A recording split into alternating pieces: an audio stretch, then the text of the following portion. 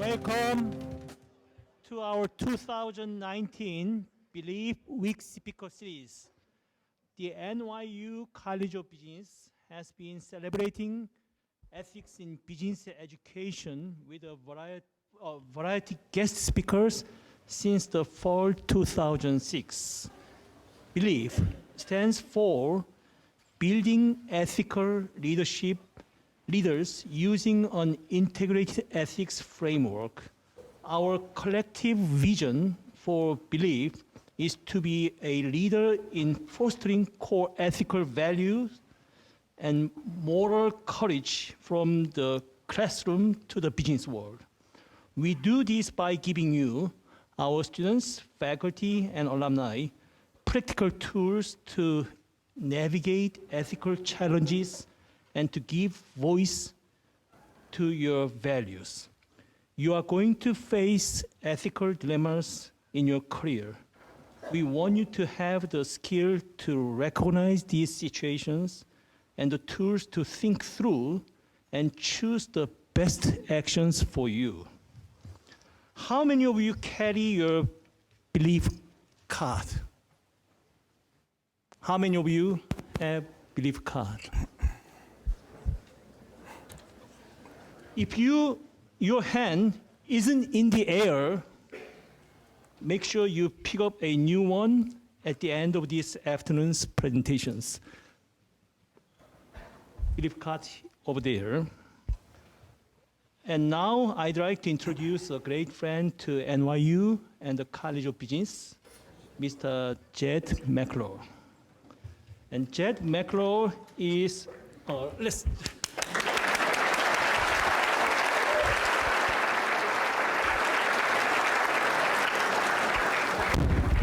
And Jed McClure is a successful entrepreneur and award-winning author. He has built multi-million-dollar companies in multiple industries, is an accomplished public speaker, and has received widespread praise for his ability to educate and inspire others. In 2013, a business partner embezzled millions of dollars from one of his companies and killed two partners. At great risk to his own life, Jed spent more than a year exposing his former partner and uncovering evidence that would later be used in his arrest and conviction. Having survived two attempted murder plots and enormous financial loss, Jed is passionate about preventing fraud and teaching others how to protect themselves. In his various business endeavors, Jed accumulated more than $10 million in assets in under 2 years, created a manufacturing and distribution company with more than 100 employees and more than $4 million in revenue in the first year, and an oil field service company that operates more than 115 oil tankers on a daily basis and generates $5 million in revenue a month. Jed's talents for strategic planning, risk evaluation, business organization, and leadership were key success factors in his ability to lead these organizations to explosive growth and success. But a single business mistake allowed a conman to destroy everything he had built. Rather than defeating him, Jed learned from his experiences and created invaluable tools for preventing business fraud in the future. Today, one of Jed's greatest passions is using what he learned to teach other people how to avoid the same mistake he made and help them prevent fraud in their own business and investment endeavor. So we really welcome you to NYU, the College of Business, this evening, and thank you for coming.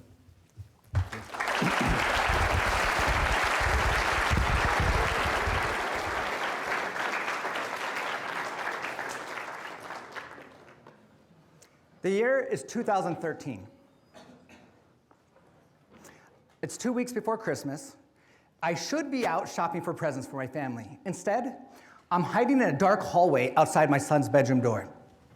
I've got the phone pressed against my ear with my shoulder, and I'm frantically shoving shells into my shotgun.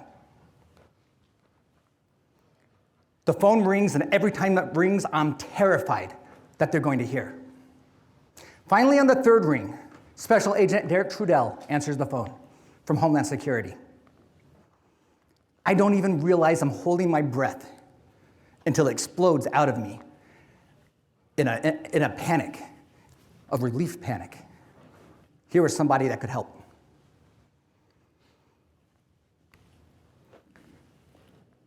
I moved down the hall, explaining the situation to Agent Trudell. You see, just a couple minutes before, I had come out of my office at home, into my kitchen, and through the front window, I saw two guys in my front yard. But they weren't exactly in my front yard. They were actually in a shadowy alcove in my front yard, effectively hidden from the street by several bushes and a large tree. Now, under normal circumstances, I would have gone outside and confronted the guys, asked who they were and why they were standing in a hiding place in my yard. But these weren't normal circumstances. Just 3 days before, a work associate came home from church to find a hitman in his home waiting for him. He was shot 7 times in his living room. That hitman was hired by my business partner. So I didn't confront these guys. Instead, I slipped further into my home to avoid detection. And my concern turned to fear as I watched these guys walk around my home looking for the best way in. They eventually came back to this alcove with a ladder and climbed on top of my roof, where they were at that very moment as I was on the phone with Special Agent Derek Trudell. I said to him in a whisper, "I need you to be honest with me. Does this have anything to do with James?" And he said very calmly, but with authoritative urgency, he said, "Jed, you need to do exactly what I say. Hang up the phone and call the police, then call me back. Do not let them see you. Do not confront these guys." So I immediately hang up the phone and I call 911. The operator answers on the very first ring, and I say, "There are 2 men at my home, and I think they've been hired to kill me." Now, it's not very often that you meet somebody who is the target of hired killers. In order to understand how I got here, I need to take you back to North Dakota at the start of the oil boom. See, North Dakota, prior to the oil boom, was a rural farming community.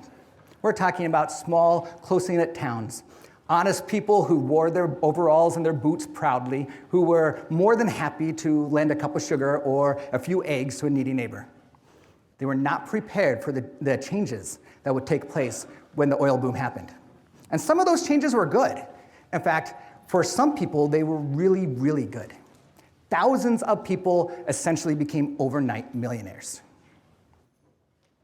So many people, in fact, became rich that one politician actually joked that in North Dakota, a new person became a millionaire every single day. Of course, he was a politician, and that was a joke. In reality, in 2012, a new person in North Dakota became a millionaire every 4.5 hours. And residents weren't the only ones to benefit. The government benefited too. While California was issuing IOUs to their vendors and employees, North Dakota was bringing in $10.5 million a day in oil taxes. Their education fund had a surplus of $1.3 billion, and they established a legacy fund that was growing at a rate of $1 billion a year. For most people in North Dakota, the boom was a God-sent miracle. It spelled the end of the Second Great Depression. But where there's good, bad always tends to follow. And North Dakota was no different. Tens of thousands of truckers and oilmen converged on the state, rapidly monopolizing their vital resources, sending the prices of the barest necessities skyrocketing. This huge influx in population actually caused a huge strain on the state's resources, a huge strain on the government services whose whose Midwestern small town values were not prepared for the Wild West winner-takes-all mentality of big oil. A shadow crept across the region, and like a plague, its dangerous and corrosive shadow seemed to invade every segment of society. Reported assaults in North Dakota between 2010 and 2012 increased by 500%. And those were just the reported assaults. Most truckers I knew, they preferred to handle problems their own way. Drug trafficking and drug crimes on the border of North Dakota and Montana more than doubled during that time period. In fact, huge increases in crime occurred across the entire state. Things were changing in North Dakota. The boundary between small-town morals and boomtown debauchery was fading as neighbors fought with neighbors, as prostitution and alcohol ruled the nights, and as companies increasingly stole from their own employees. And unfortunately, the police were too few and too ill-equipped to keep the pot from boiling over. The sad reality is during this time in North Dakota, it was too easy to lie. It was too easy to steal.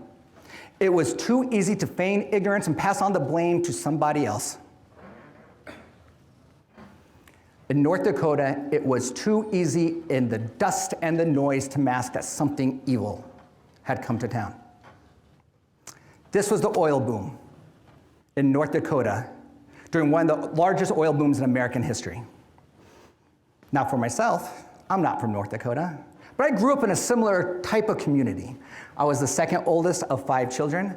I was raised in a devoutly religious family in a devoutly religious town in southern Indiana. As a youth, I was fiercely independent, competitive, ambitious. Though if you had asked my mom, I think she would say I was rebellious and headstrong. Nevertheless, these kinds of qualities as an adult, as an entrepreneur, have been invaluable. But as a youth, they just got me into trouble. All the time, got me into trouble. So to help harness my creative energy, my parents put me into Boy Scouts. Now I say put me into Boy Scouts, I didn't really have a choice. Nevertheless, I thrived as a Boy Scout. I loved it. I learned invaluable lessons through the scouting community, through spending countless hours camping with my friends, earning merit badges, performing service. I learned the value of loyalty, of integrity, of kindness, of compassion. I also learned the value of work and creativity. And I had my first entrepreneurial experience as a Boy Scout. When I was 13 years old, all my friends were going to scout camp. I really wanted to go, but $150 a week, there's no way I could afford it. My family couldn't afford it, we were poor. So my scout leader and I came up with a plan. He went to Sam's Club, and he bought a case of 1,000 blow-pop suckers. You know what blow-pop suckers are, right? They're the big suckers with the gumballs in the middle. So he bought 1,000 blow-pop suckers at a cost of 7.5 cents per sucker. Every morning, I would take a 1-gallon Ziploc bag, I would fill that bag full of suckers, I would stuff it in my backpack, and I would take it to school where I would sell them for 25 cents a piece. Now, word traveled really fast, and I became really popular because I essentially had a monopoly on selling candy in the school. So it wasn't uncommon for me to, during the passing period, come to my locker and find a crowd of students, all with quarters in hand. It took me 3 weeks to pay for scout camp. And I had my first taste of being an entrepreneur. My first taste of making my own money, and I loved it. I loved it because I loved making money. And don't get me wrong, I love money. I love everything I can do with money, but I love the process of making money. That experience fundamentally changed the way I looked at the world. When I went to college, I started my first 2 companies. Started an eBay company where I basically bought stuff in bulk and resold it. Then I started a medical supply company where I drop shipped products to patients. Both these companies were small. In fact, they barely paid the bills. After all, I was still basically a kid. I didn't know what I was doing. I didn't know anything about running a business. I just know I enjoyed the process. And I learned a lot of valuable lessons running those companies. For instance, you know those guys on the late night infomercials that say, you can be a millionaire and run a successful business in 4 hours a week in your spare time while you travel the world and do all the fun stuff you ever wanted to do? Yeah, those guys are full of crap. As it turns out, running a business is really hard. It requires a lot of work. In fact, it never ends. It never ends. A lot of people these days tell me, I want to be an entrepreneur one day. I want to run my own business. And of course, I just kind of laugh and say, no, you don't. And they say, no, I really do. I say, okay, why? What about being an entrepreneur do you really like? What is it that appeals to you that makes you want to be an entrepreneur? And they say, well, I want the freedom to be able to work when I want to work and do what I want to do. And I just chuckle, and being someone who doesn't like to crush the dreams of others, I say, I hope that works for you. So when I left college, I decided these companies, I was done. They weren't really what I wanted to do. I wanted to get into real estate. Now, I didn't know anything about real estate, except I heard a lot of people made a lot of money investing in real estate. I wanted to be one of those people. So I decided the first thing I would do is go learn about real estate. So I went to the local library, and I read everything they had on it. And I quickly realized that if I really wanted to learn real estate, I wasn't going to learn it from a book. So I went out, I took the required classes, I got the license after taking the test, and I joined a real estate agency. Now, I didn't want to be a real estate agent, but I realized I needed to be in the trenches in order to learn about real estate. So I joined this agency. I sought out the top salesperson in the agency, and I convinced him to let me shadow him for the next several months. And he was cool with it. So for the next several months, every deal he did, every call he was on, every closing he went to, I was there. And I learned a lot. I learned a lot about real estate. I learned a lot about business, because he was a very savvy business person. But I also learned a lot about people. And one lesson I learned about people lie. A lot. In fact, people lied so much in the real estate industry, we had a saying, buyers were liars.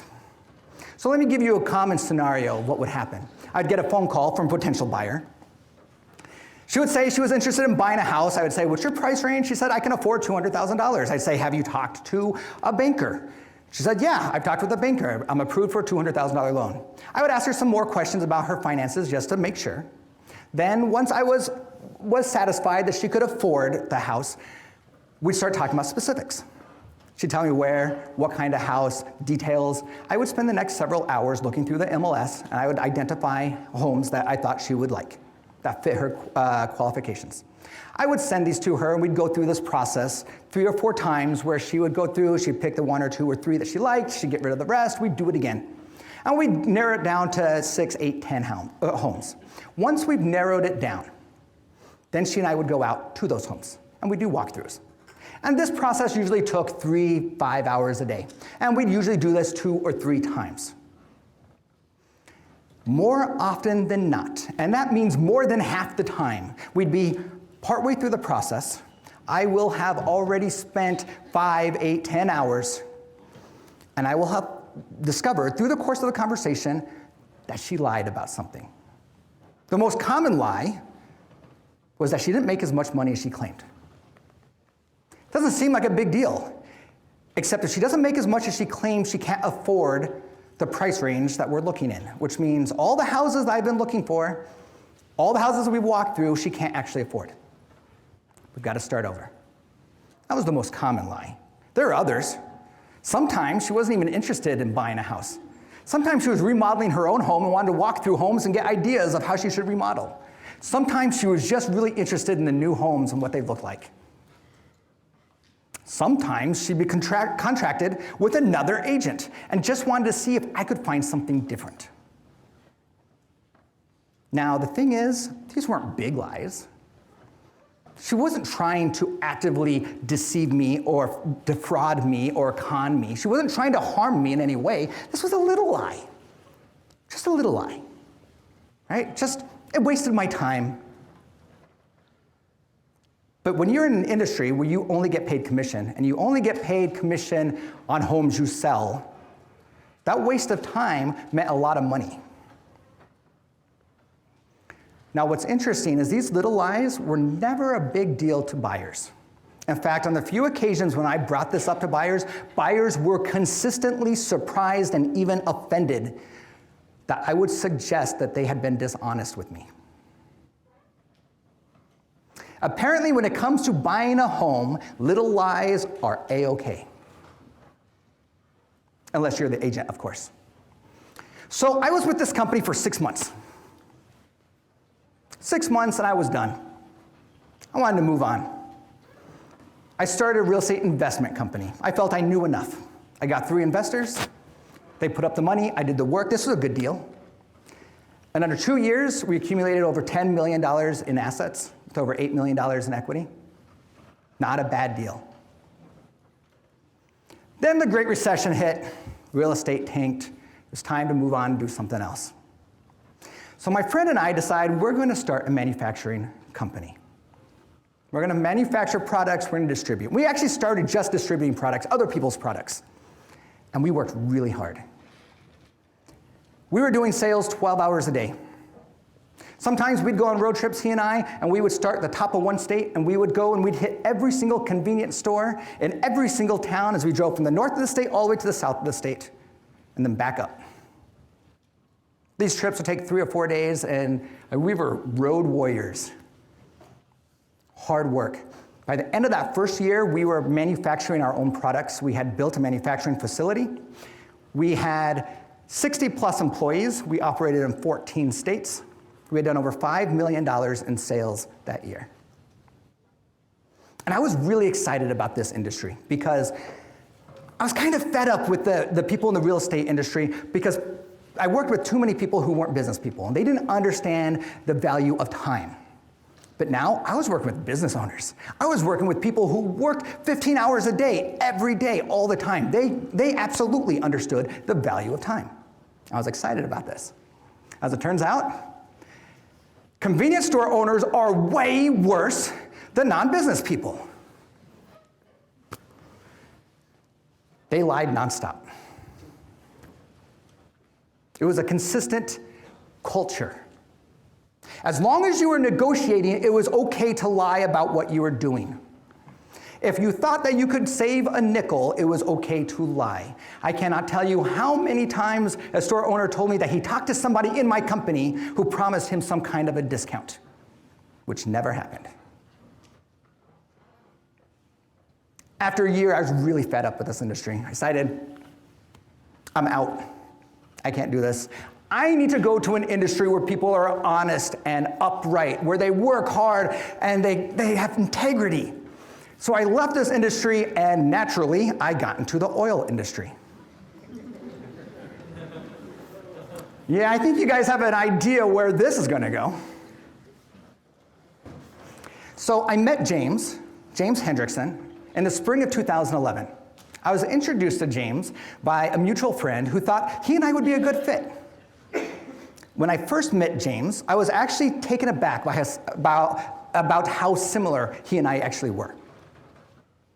We were the exact same age, same height, similar body build, dark hair, clean cut, wore nice clothes. Getting into personality, we had very similar personalities. We were both outgoing, we were both charismatic. We both had this ambition and drive to succeed. Meeting James, it was like meeting myself. So obviously I liked the guy. To get an idea of what James was like, he looked like a young Matt Damon. He was very physically fit. He wore custom-tailored, tight-fitting clothes that showed off his muscles. He had a very disarming smile with the whitest teeth I had ever seen. I mean, unnaturally white. I know what you're thinking. You're probably thinking, this guy sounds like a narcissist. Yeah, he was. But that's not what I saw. When I met with him, I saw somebody who paid attention to detail. I saw somebody who knew the importance of appearance and making a good first impression. And when you're starting a business, those things are really, really important. The fact was, James walked and talked like he was someone who mattered in the world. And people followed him. So James and I sat down and we talked about his idea. He wanted to start a trucking company in North Dakota in the oil boom. We talked for hours about his experience and about his goals and what he wanted to do. I wasn't actually convinced that he had the right strategy. Fact is, I didn't know anything about the oil business or North Dakota or trucking. But I know how to run a business. I know the qualities that it takes to be successful. If you don't know something, you can always learn it. If you don't have a technical skill, you can develop it. Or better yet, you find somebody that has it and you hire them. But that motivation, that ambition, that drive, that fierce determination to be the best and to succeed, I don't know that you can learn that. James and I, we had that. And as a result, we made an incredible, powerful team. So I spent the next 3 months learning everything I could about North Dakota, about the trucking industry, about the oil industry. And piece by piece, I put together a strategy. I talked with James every single day. We developed a strategy, and by July of that year, I was convinced our strategy would be successful. So we launched Blackstone Trucking. We started with buying one truck and trailer for $100,000. We bought it used. I have to be honest, that truck and trailer was a piece of crap. But we fixed it up, we made it work. Within the first week of buying it, we had it operational. Within the first month, that truck had made over $30,000, running 23 hours a day. So we bought a second truck, and a third and fourth truck, and a fifth and sixth truck. And then we started expanding. We started bringing in more equipment. We started doing more things, offering more services. By the end of December of that year, 5 months in operation, we had brought in more than $500,000 in profits, and we were running 14 trucks a day, plus a whole bunch of other services. In February of the next year, 2 months later, we landed our first major contract. Within a month, we went from running 14 trucks a day to running 115 trucks a day. We were billing $5 million a month, and we were bringing home about $1 million a month. This was great. My strategy worked. I was thrilled. On the surface, everything was fantastic. But that's not to say that there weren't problems. Because there were problems. Lots of problems. In fact, every day we had a new problem, a new emergency, a new something happened that would eat up my time. I would joke that my job turned from being a strategic manager to being a professional babysitter and problem fixer. Because that's what I spent most of my time doing, was fixing problems. Aside from those problems, though, I started to see red flags. I started to see things that made me really concerned. And I first started at the end of spring. Every month, our accountants would put together financial statements. We'd look at the entire health of the company and what it had done the previous month, as well as individual trucks. And I started noticing financial discrepancies. $250 here, $400 there, $1,200 here. Little financial discrepancies. For instance, 1 month, a truck had small tool repairs. These are things like repairing a tire. Small tool repairs of $1,225. And the next month, that truck would have the exact same cost on small tool repairs. That seems unusual. The next month, it would have the exact same cost on small tool repairs. That's unlikely. I would go to James, I'd go to the accountants and say, hey, something's going on with these numbers. Best case scenario, our accountants are being sloppy. Worst case scenario, somebody's fudging the numbers here. And James and the accountants would say, yeah, that's weird. Let me look into it. I said, great, get back to me. And I'd promptly get pulled into some problem, and I'd forget all about it until the next month. And I'd get the financial reports, and I'd see a financial discrepancy again. I'd go to James and the accountants and say, hey, what's going on with these numbers? And by the way, you didn't tell me about last month's numbers. And they'd say, oh yeah, we forgot about that. And oh, that's weird. Let me look into it.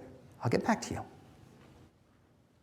Now, I want you to understand, though, because a lot of people have said, wow, those are really big red flags. How did you not, do more to figure out what was going on? And they were red flags. Absolutely. The thing was, every time that we did service for a company, we issued a ticket. It was like a receipt. This is what we used to bill. We were issuing, on average, about 8 tickets per truck, 115 trucks per day. About 800 plus tickets every single day, and we were billing about $160,000 every single day. So when I saw that financial statement once a month with a $1,200 discrepancy, it didn't seem that urgent. It turned out it was. At the time, it didn't seem like it. In fact, at one point, I actually did the math and realized I'd be losing money spending 6 or 8 hours of my day tracking down what was going on with that $1,200 discrepancy. I should have paid more attention to it. Turned out it wasn't a $1,200 discrepancy, it was a multi-million-dollar discrepancy over 115 trucks. But I didn't see it at the time. There are other problems. We had a high turnover rate with our employees. A very, very high turnover rate. A super high turnover rate. As in, we never kept a trucker for more than 90 days. Now, I didn't know enough about the industry to know that that was actually uncommon. I knew turnover was really high. I knew we were working with transient truckers who didn't live in North Dakota, who traveled to North Dakota, spent 3 to 6 weeks working every day they could, then would go home to their family for a month and come back and do it again. So when I wasn't seeing truckers for more than 90 days, I didn't think a whole lot of it. It was a problem because there was a cost associated with bringing in new truckers constantly. But I didn't think it was a problem until I started hearing rumors that truckers were leaving because they were getting ripped off, because they weren't getting paid. I didn't directly manage the truckers. I looked into it. The problem was, it was always a rumor. I never once met an actual person who told me they were ripped off. I heard lots of rumors. At one point, I became so concerned about these rumors that I pulled over 2 truckers and I said, look into this. Find out what's going on. Track down where the rumors are coming from. I want to know, because if this is a problem, it's something that needs to get fixed. About a week later, they came to me and they said, oh yeah, we tracked it down. It's that trucking company down the street. Obviously, they don't like you. They're trying to destroy your reputation. It was North Dakota. It was the oil industry. It was cutthroat there. In February of 2012, just a week after we landed our biggest contract, that took us from 14 trucks to 115 trucks a day, I get a call from James, and he is irate. I'd never seen him so mad. He's yelling and screaming and swearing. He tells me that one of our managers, a guy named Christopher Clark, or KC, was building a competitive company and was planning to steal our contract. In fact, James had just gotten off the phone with an executive at the oil company that we worked with, and KC had just called him and set up a meeting to go in and to get our contract. So James was very upset. So I let him rant for about 5 minutes or so, and that was about all the time I could allocate to it. And we moved on to other things. At the end of the conversation, I came back to it, and I said, is this situation with KC going to be a problem? And by this point, he was calm. He said, no, I'll take care of it. I said, okay. He did his thing, I did my thing. I didn't hear anything about it from James. I never heard anything from him directly about it, ever. 2 weeks later, I did bring it up. I said, hey, what happened with Casey? And he said, oh, Casey's such a flake. I think James, let me back up and explain. I think James took it really personally with Casey because he and Casey were friends. They've been friends for like 10 years. The whole reason that Casey was actually in North Dakota is because James invited him to come work with us. James and Casey used to race motorcycles in in Washington State. So when Casey did this, it really affected James. So I said, what happened with Casey? And he said, Casey's a flake. He always does this. Things start going well, he self-sabotages. Then he freaks out, he gets in over his head, and he disappears. And nobody sees him for 3 months, 6 months, a year. Nobody sees him for a while, and then he shows up again, pretends like nothing ever happened. I didn't know Casey. I said, okay, this is your friend. That was that. Over the next several months, I became increasingly concerned about these discrepancies. In fact, to the point that I was now convinced that James was lying to me. And not just James. I was convinced the accountants were lying to me as well. But I didn't have the proof. Everything changed on November 2nd, 2012. I got an email from a friend. The subject line just read, "You need to see this!" Exclamation point. Clicked on the email and it just had a link. My first assumption was that it was a cat video, and I almost deleted it. But when I saw the link, there was something that caught my attention. There was a word. It was the word Gimp Daddy. Now that probably doesn't mean anything to anybody, except I had once heard somebody call Casey Gimp Daddy. Casey was in a biking accident several years before, and his right leg he had a metal rod and nails in his, or screws in his leg. And he had a limp, so they called him Gimp Daddy. I saw this in the link, so I clicked on the link. The link took me to a Facebook page created by Casey's mother, who alleged that Casey never left North Dakota. In fact, he was never seen again.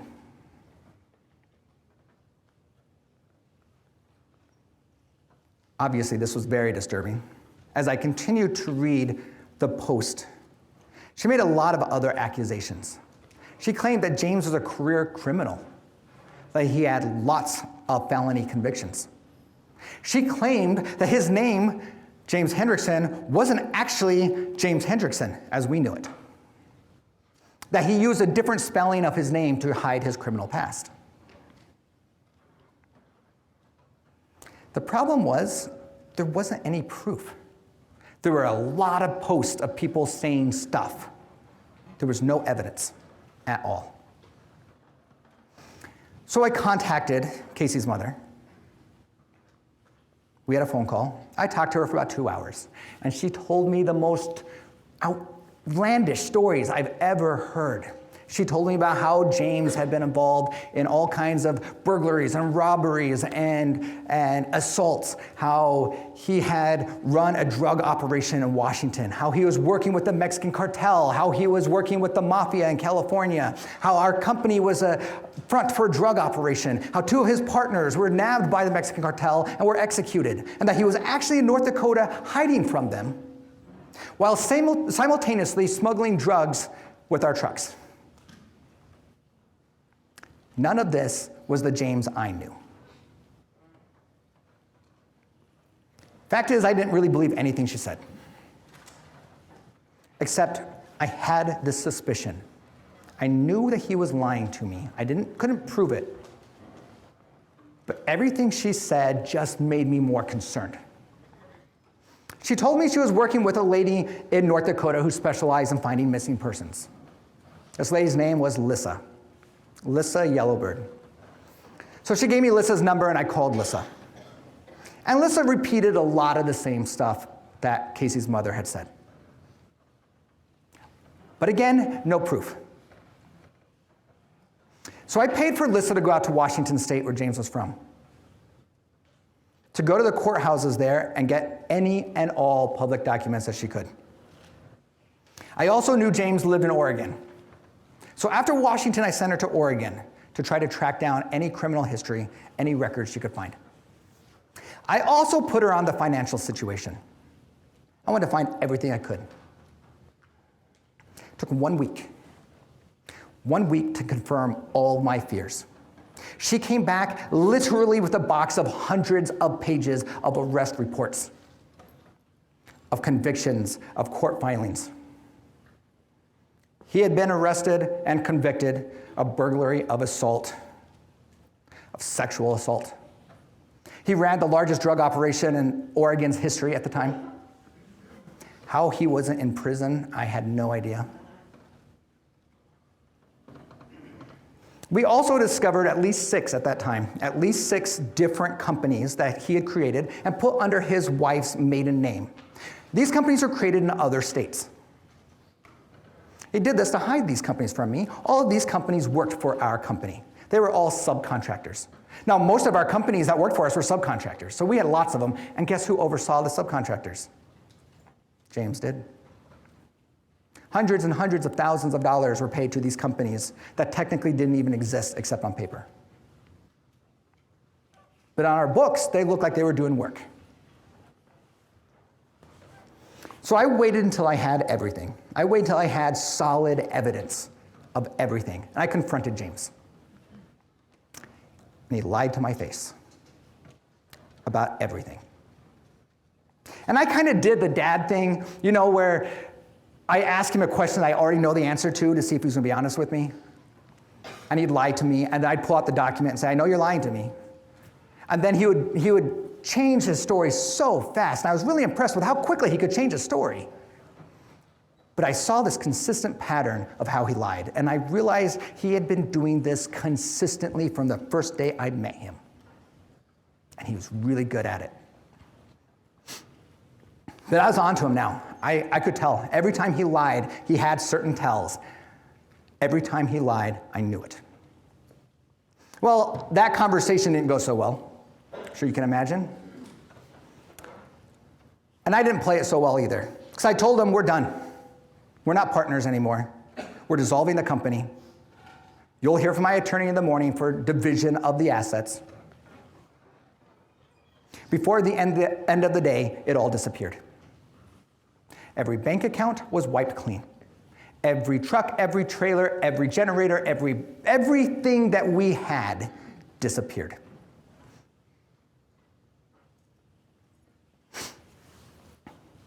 I immediately went to the police. The police said, this is a civil matter. I said, he stole millions of dollars. They said, yeah, tough. That's not really something we do. Sue him. I hired an attorney. We began the long process of filing the lawsuit and gathering the evidence. In retaliation, James hired a hitman in Chicago. He sent one of his thugs to Chicago, paid him $10,000 cash to come to my home and to kill me, with the promise of another $20,000 when the job was done. I actually saw the text that James sent the guy with my address in it.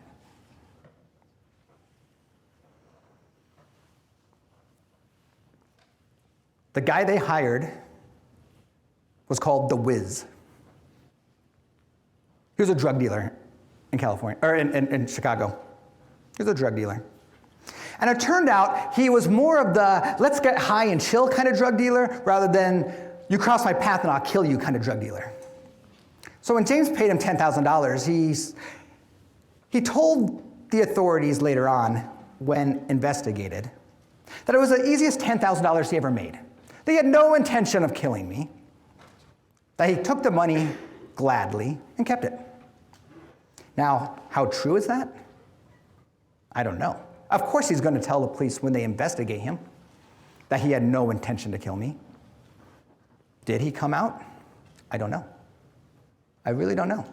The police gave him immunity later on when they investigated him, gave him immunity to testify against James. I didn't know anything about this. So I'm pursuing this lawsuit. And after a couple months, my attorney says, there's no collectability. You're wasting your money. At this point, I had spent about $20,000. And he said, there's no collectability. I said, what about all my money? He said, yeah, what about it? Where is it? We don't know where it's at. We have since those first 6 companies found another 6 companies in other states created under James's wife's maiden name. We don't know how many more companies there are. We don't know if any of them have this money. With the evidence we have, you're going to win your lawsuit, and there's probably no likelihood that you're going to collect it. You can imagine, that kind of pissed me off. I mean, it seemed like this guy was going to get away with it. I started pulling every string of law enforcement that I had. The FBI and Homeland Security, at the IRS, even at the Postal Service, with the Postal Inspector. I went every route that I could. I met Derek Trudell of Homeland Security in the spring of 2013, and he agreed to take the finance fraud case. Nobody else would. The only reason he agreed to take the case was he was convinced that James had killed Casey. But there's no evidence. Casey's body never turned up. Nobody was giving any information. So he figured if he couldn't get James on Casey, then we're going to get James on the fraud. The problem is the wheels of justice turn slowly. And when you're a person that's just been ripped off millions of dollars, slowly is not nearly fast enough. So I decided to take matters into my own hands. I created what I called the Beware poster. So basically, this was a FBI Most Wanted poster, except instead of Most Wanted, it said Beware. Had James's picture and his wife's picture, their names, their aliases. As it turned out, they were using multiple aliases. A list of all the companies that they owned or operated, and a whole list of all of James's criminal convictions. Dates, file numbers, everything that you needed to prove that he was a criminal. I made this poster. With Lissa's help, I mass mailed it to 5,000 businesses in the North Dakota area. Within 2 weeks, that poster was hanging up in every restaurant, every bank, every gas station in the region. I didn't stop there. I sent that Beware poster with a cover letter explaining my history with James and 2 conviction notices, and I would fax those every single Monday to every single oil company in the region. I did that for 6 weeks until every single company blackballed James. I contacted the tribal chairman and the tribal council, the Fort Berthold Indian Reservation. This is where we did most of our work. I sent them a 108-page packet outlining everything. James was kicked off the reservation. I created a website. On this website, it had a detailed timeline. It had every single document. You could literally just click on whatever link and it would pull up every single document there was. Whether it was a police investigation report or it was a court notice, whatever it was on that website. James was somehow able to get that website taken down. So I did another one. And he got that one taken down. And then I found Ripoff Report. And this was a website that's controlled by some overseas company. And it's created so that people who experience fraud can post information about their fraud, and it can't get taken down. So now it was there to stay. In retaliation, James hired a second hitman to kill me.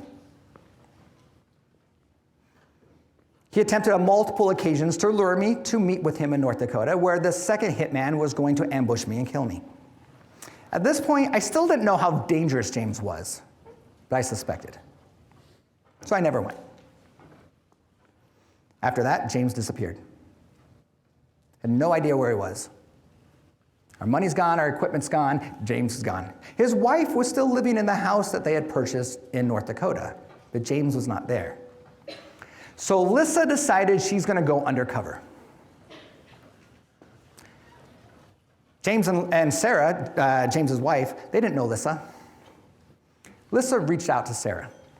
Over the next couple of months, they became really good friends. As in really, really good friends. They talked every single day. Sarah frequently cried on Lissa's shoulder about how she couldn't go into town because everywhere she went, her picture was hanging up. I didn't feel a whole lot of sympathy. We found out where James was. He was working in Wyoming. We knew he was working with a company. We didn't know which company. We knew he was working with someone who was acting as a front for him. We didn't know which. Until I get a call one day from a former trucker who recognized one of my trucks. And it was on the Indian reservation. and I had a big sticker that said Bridgewater Energy. So I investigated and I found that Bridgewater Energy was actually filed, the registered agent was the accounting firm that our company used, the same accounting firm that was involved in the fraud. So I knew this company was tied to James, but I also found that this same company was also registered in Washington State to a guy named Douglas Carlisle, who was technically the owner of the company. So this guy was the front. I contacted the Indian reservation. I had Bridgewater kicked off the reservation. What I didn't know is that James and Carlisle were both trying to con each other. North Dakota during the oil boom. They were both trying to con each other, and James got really ticked off. He hired a hitman to show up at James's home, at Carlisle's home, and murdered him in front of his wife.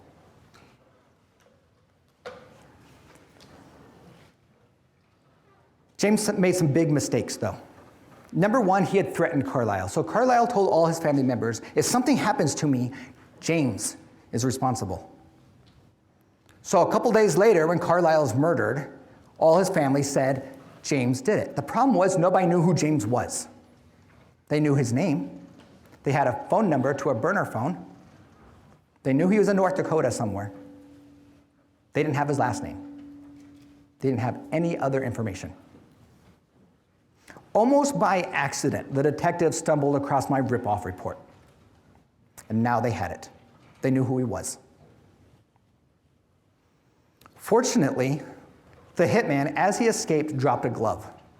That glove had his sweat in it, which meant it had his DNA. He was a convict, so he was in the system. 4 weeks after Carlisle is murdered, the police raid his home and arrest him. They find a hit list, a national hit list. Apparently, James had used that as a selling point to hire his hitmen. Do a good job for me, I've got a whole bunch of work for you. He also had a list of things to do, practice using his gun, equipment to use on the murder. Things unraveled really quickly. The very next day, they raided James's home in North Dakota. James's right-hand man, a guy by the name of Robert DeLeo, went straight to the FBI and he turned evidence. He turned informant.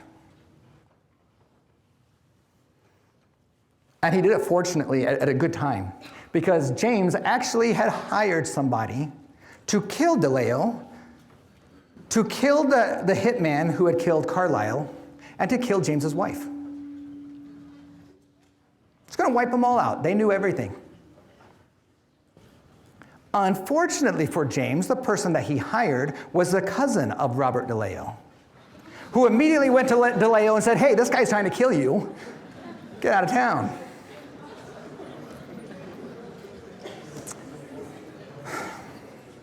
James's wife went into protective custody. She got immunity to testify. DeLeo ended up getting 19 years. James went into hiding. He was found a week and a half later as he was trying to leave the state with his new girlfriend. There were a whole bunch of other people that were arrested that all ended up pleading guilty to various parts of the conspiracy. James was eventually convicted of 2 counts of murder for hire, 4 counts of solicitation to commit murder for hire, and 4 counts of conspiracy to commit murder for hire and solicitation to commit murder for hire. He got 2 life sentences plus 120 years. Oh, and there's also a conviction for possession of in excess of 100 grams of heroin with intent to distribute. Did I mention that our company was being used as a drug operation? That was true.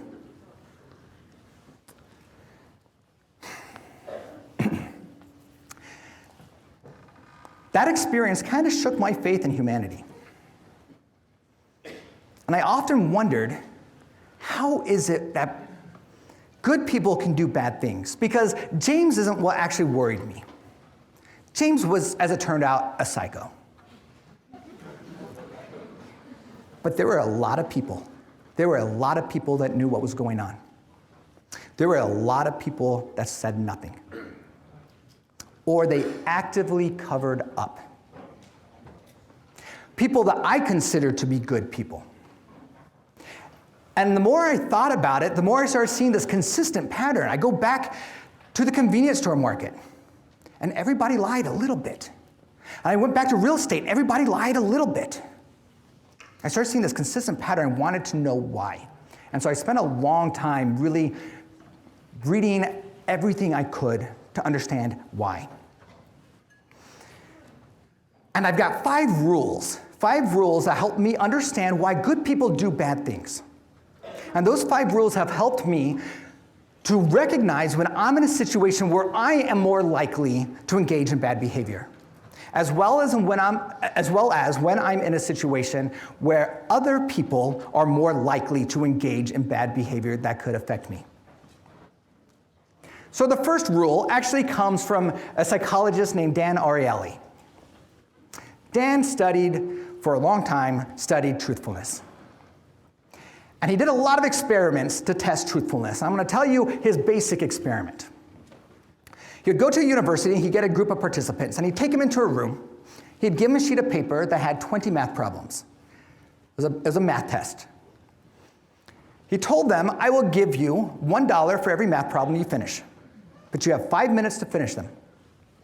Seems simple enough. The math problems weren't that hard, but they're kind of complicated, so they took time. He ran this experiment several times. At the end of 5 minutes, he'd tell people to stop, count up how many they got right. They'd come up to the front. They would tell him he'd pay them how much money they had earned for the number they completed. The average number completed was 4. 4 math problems in 5 minutes. So now he changed up the experiment. Now when he brought groups in, gave them the page with the math problems, told them I'll give you $1 for every one you finish. You got 5 minutes. They'd do the math problems. At the end of 5 minutes, he'd say, stop, count up how many you finished. Then I want you to go to the back of the room, put your paper in the shredder, shred the paper, then come up to the front of the room, tell me how many you finished, and I'll give you $1 for every one you finished. As far as the participants knew, there was no way to confirm what they told him. They could tell him anything. That paper was destroyed. But in fact, it wasn't destroyed. What he did was he rigged the shredder. He took the teeth out of the shredder, except for the sides. So when he would feed the paper in, it would shred. They'd hear it shred. It would pull the paper in. It would just shred the edges, and the body of the paper was complete, so they could see how many problems people actually finished. But nobody knew that. Turned out when they ran this experiment, the average number that people claimed to have finished was 7. 7. Went from 4 to 7. In reality, it was still 4 when they checked the papers, but people claimed 7. And Dan wondered why this is, because the thing was, they could have said anything. They could have said 15. They could have said 20. There was no way to prove them wrong, as far as they knew. But nobody did. Nobody even said 10. Nobody lied in a big way, but everybody lied in a little way. Everybody lied a couple. 2, 3, 4. Average was 7, they said. 3 extra than they actually did. And he wondered why this is. And he had this theory that everybody sees themselves as a good person. So you don't want to do something that's bad because you can't see yourself as a good person. You know, you've got this, on one hand, good behavior, on the other hand, bad behavior, and they're separated by this bright line, good and bad. But he theorized that that bright line wasn't so bright. That actually, he called this the personal fudge factor. And his theory was, everybody has this area, this range of acceptable deviation from what's moral. This area of behavior where they just kind of pretend it didn't happen. They just kind of fudge it. And as long as they can fudge it, they can still consider themselves to be a good person, which means they can lie a little bit and still be okay. And this really seemed to kind of explain why people didn't lie in big ways, but everybody kind of lied in little ways. So this gives me my very first rule. Everybody cheats. And I'm going to use the phrase cheat to refer to all behaviors that are not good behaviors. Lying, stealing, whatever it is. I'm going to use the phrase cheat to refer to all of those. So my first rule is everybody cheats a little bit. as long as that cheating behavior falls within that range of acceptable deviation from moral behavior, as long as it falls within that fudge factor. Everybody cheats a little bit. So Dan then changed the experiment. And here's what he did. He brought in a group, he gave them the sheet of paper, but he gave them a second sheet of paper. And this sheet of paper was blank. And he said, before you begin your test, I want you to write down the 10 commandments. As many as you can. Write down the 10 commandments. Turns out nobody could list all 10 commandments, but everybody could list a couple. They wrote down the 10 commandments. They said, okay, now begin your test. You got 5 minutes. I'll give you $1 for every one you complete. Nobody cheated.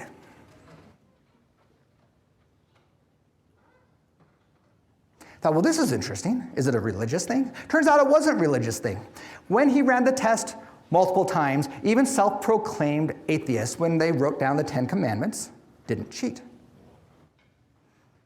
Thought, is it a 10 commandments thing? Well, it turns out it wasn't a 10 commandments thing at all. In fact, if he used any kind of moral code, if he gave people a paragraph of the honor code and told them to write that paragraph, they didn't cheat. This even worked at MIT, where they don't even have an honor code. So that gives us our second rule. Everybody cheats a little bit as long as it falls within that fudge factor. But when you remind people of a moral code, they don't cheat. It's as if that moral code erases that fudge factor and it draws that bright line between good and bad. Dan did another variation of this experiment. This time he changed 2 factors. When students came in, he gave them the piece of paper and he gave them an envelope with $20. He gave them the money ahead of time. But he said, I'm going to let you keep $1 for every problem you finish, and for every problem you don't finish, you've got to pay me back. So now they have to give up something. The second thing that he changed was he brought in an actor. He brought in somebody who pretended to be a participant, a fellow student. So they begin the test, and 30 seconds into the test, exactly at 30 seconds, this actor would stand up and would announce to the class, I'm done, I completed all 20. Dan would say, great, go back to the back of the room, shred your paper, and you're free to go. Which he would promptly do, he'd go shred his paper, and he'd walk out. And everybody would see someone who blatantly cheated and got away with it. Because there's no way that he finished one problem, much less all 20 problems. And he got to keep the money. Do you think this increased the cheating? Well, the answer to that really depended on what kind of sweatshirt the actor was wearing. You see, in the town where he first did this experiment, there are 2 universities. There's MIT and there's the University of Philadelphia, and they were rivals. He did this at MIT, and when the actor was wearing an MIT shirt, cheating increased. But when the actor was wearing a University of Philadelphia shirt, cheating went down. And we get our third rule from this. And our third rule is people are going to behave the same way that other people in their in-group behave. And they're going to shun behaviors of the out-group. In other words, we do what our peers do. Now, these 3 rules really seem to me, explain a lot of what I saw in the real estate market, a lot of what I saw in the convenience store market. But it didn't explain a lot of what I saw in North Dakota. I want to tell you about Ryan Olness. Ryan Olness was one of the original partners in Blackstone. He was one of the original 3 partners. When I met Ryan Olness, he was 25 years old. He owned his own company. He was well on his way to becoming a millionaire. He was a very stand-up, outgoing, successful personality. And I liked Ryan. A couple months after I met Ryan, Ryan was in Arizona and he was driving in the desert. As he was driving, talking in the middle of nowhere, he sees a plane fall out of the sky and crash. A small 2-person plane crash in the desert. Without hesitation, Ryan pulled off the road, drove across the desert to this plane. By the time he got there, the plane was on fire. Not having any concern for his own safety, he still ran over to the plane. He pried the door open. He cut the passenger loose. Both passenger and pilot were unconscious. He cut the passenger loose and he dragged him to safety. No sooner had he gotten away from the plane than something in the plane caught fire and exploded, killing the pilot. If Ryan had been 30 seconds slower, he would have been dead. If it had been another 2 minutes, he would have been dead because he would have gone back for the pilot. This impressed me. This is moral fiber. This is somebody who is willing to sacrifice himself for a complete stranger. This was somebody I wanted to work with. In February 2012, let me back up. In December 2012, Ryan sold his company. He sold his home. He sold everything he had in Arizona, and he moved to North Dakota to help us run the company. He had invested hundreds of thousands of dollars in North Dakota. He had been there for 2 months. It's February 2012. He arrived at work about noon on this particular day, February 22nd. He arrived at noon precisely because he had been up all night fixing a problem. That's what we did. As he's walking across the parking lot, James comes out of the service garage, giddy as a school child. Brags to Ryan that he just killed Casey, and Casey's bleeding out in the garage right then. I have no idea what was going through Ryan's head. I have no idea. I really don't. Here's a young man who literally had invested everything he had into this company, had given up everything to be here, and his business partner just said he murdered somebody who might not even be dead yet, who's bleeding out in the garage 20 feet away. I don't know what went through his head. I don't know what decision-making process that he went through. I know what he did. Nothing. He did nothing. He went into his office, he shut the door, and he did nothing. He told no one. But it was worse than that. You see, the next day, James drove the hired killer. His name was Timothy Succo. He was the same killer that killed Carlisle. He drove Succo to the train station because Succo was actually from Washington State. He'd taken a train to North Dakota, specifically to kill Casey. James was taking him back to the train station, and Succo said, "Hey, by the way, you haven't paid me yet."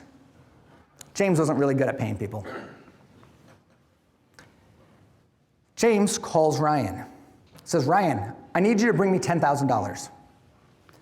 Ryan says, "Where do you want me to get the money?" He says, "Your money. I need you to bring me $10,000 of your money. Bring it in an envelope." Ryan does. Ryan meets him on the side of the road with an envelope with $10,000, and he hands it to James, and he watches as James hands it to Succo, knowing full well who that guy was and what he had done. There's no getting around what happened at that day. And Ryan still said nothing. Most psychologists agree that one of the predominant reasons that people lie is to avoid consequences. So I borrow a little bit from that rule and apply it to this situation. Because I think people engage in cheating and bad behavior to avoid consequences, specifically if there is a risk of substantial loss. When a person has the potential of a substantial loss, Ryan was going to lose everything, his business, his savings. When people are faced with substantial loss, they are much more likely to cheat. We're all much more likely to cheat to avoid loss. And that includes losing a job, losing money, losing that sale, losing our reputation. I bet if you think really hard, actually, I don't think you have to think very hard, and you can probably think of somebody that has lied in order to save their own reputation. It's actually quite frequent. It's quite common. So it's our fourth rule. When faced with the potential of risk of loss, people cheat. Finally, our fifth rule, This is what my wife calls a snowball effect. Imagine you take a snowball, you pack it together, start rolling it on a hill. And when you first start rolling it, it's small, and it takes a lot of effort. You gotta push and push. And as it starts rolling, it starts getting more snow, and it starts packing more, it's getting more mass, and as it starts going down the hill, it starts to pick up speed. And it picks up more momentum and speed, and more momentum and speed, it's picking up more mass, and it gets bigger and bigger and bigger until it's got a life of its own. Until you have this huge mass that's rolling down the hill full of momentum. Bad behavior, cheating, builds momentum. The first time that you do it may actually be hard. But the next time, not so much. The time after that, a little bit easier. And the time after that, easier still. And it builds momentum. The good news is it works in the opposite as well. The more good things you do also build momentum.